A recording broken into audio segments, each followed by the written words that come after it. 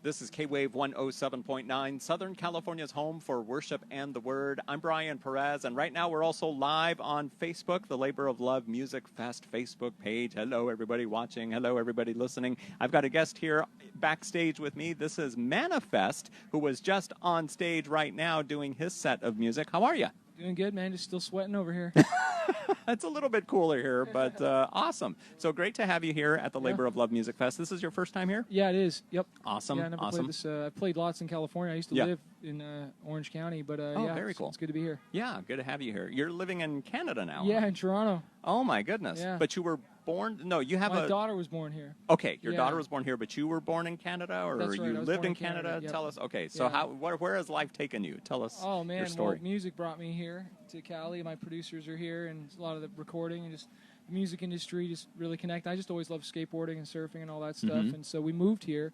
So we lived here for about 3 years, and then we had our daughter, and then that's when we moved back to Canada. But we come here visiting constantly. Awesome. Yeah, it's still home. Okay. So for anybody who has never heard of Manafest, what is your style of music like? Yeah, people would classify it kind of like Linkin Park meets Eminem, kind of like rap rock, new metal kind of stuff. Obviously, with a positive message, obviously. Right. But that would be the style and the genre. So when people hear your music, like let's say unchurched youth hear your music, and maybe they see you at a concert, and maybe even here today at the Labor of Love Music Fest. I mean, there were probably people who brought their friends over to the beach today to watch the concerts, and they heard you.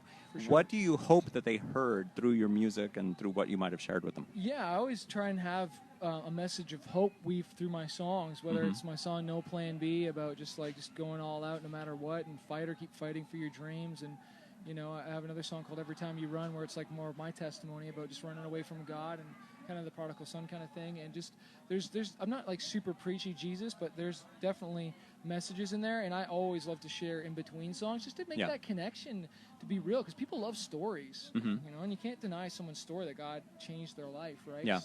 So yeah, it's always cool to see the connection with the crowd through the songs. Yeah. And you got saved at an early age yourself, didn't you?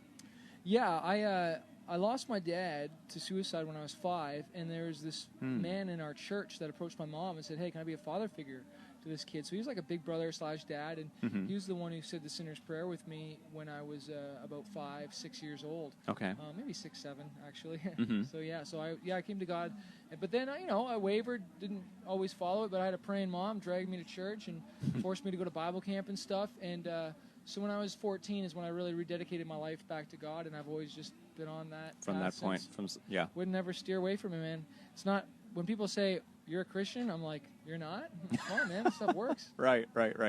Now, if you don't mind me asking, you said your dad committed suicide at the age of 5. Yeah. Okay. So there's this story that's been circulating on the news the last week or so. A pastor here in Southern California took his own life. Yeah. Guy married with children, and everybody's wondering why, and all these questions that are popping up right now. Yeah. You experienced this as a 5-year-old child. What impact did that have on your life, and what would you say to anybody who's dealing with something like that right now? Yeah, it's a really interesting topic coming from so many different, places, and I think my dad was in a completely different situation than this pastor. I think they're both struggling, obviously, and had stuff going on in their minds, and fear and thoughts, and it's really just the enemy.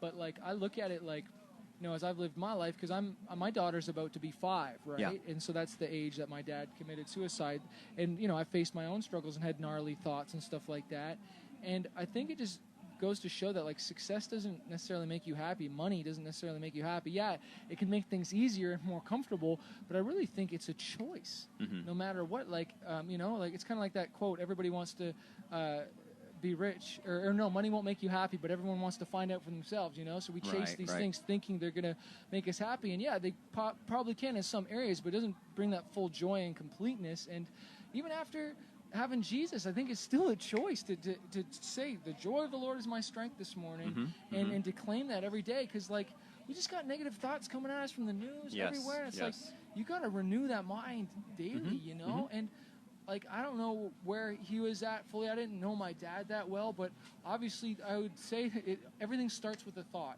Yeah. and you've got to fight thoughts with words, and it's God's word, awesome. You know, that fixes that. And so I just pray and bless that family and anyone else that, like, you know, I had a friend the other day disappear, a guitarist. One of my guitarists disappeared in Nashville, and they haven't found a body yet.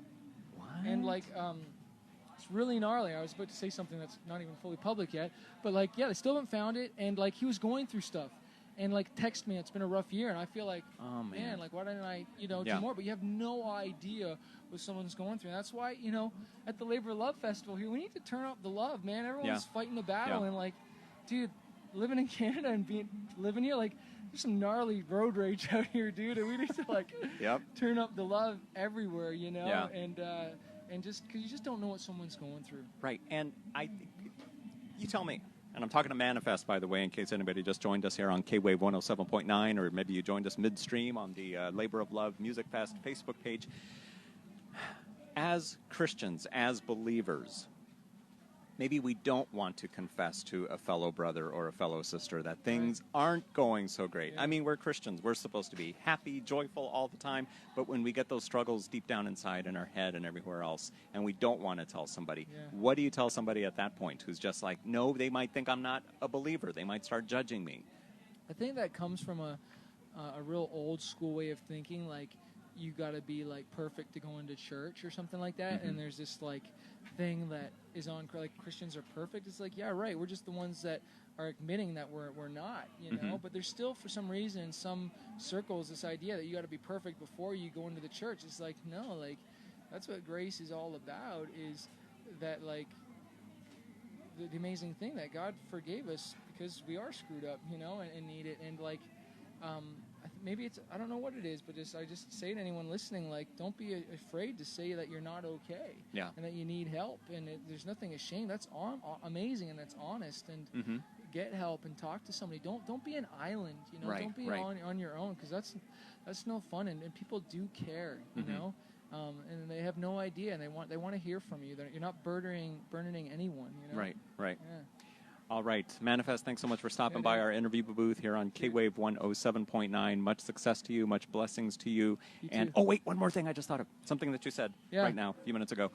You said that everybody hears that money won't make you happy. Right. But they want to try to find out anyway. It's like everybody wants to be the exception to that rule. It's like, no, I will prove that money can make me happy. But that's not the case. I say go for the money, though. At least if you're going to be miserable or anything, you might as well have the money than not, you know. But, like, just know that it like, you know, because I'm not, like, anti-whatever, but, like, just know that just be happy, broke, be happy, you know. But, like, just know it's a choice at the end of the day, you know. Yeah.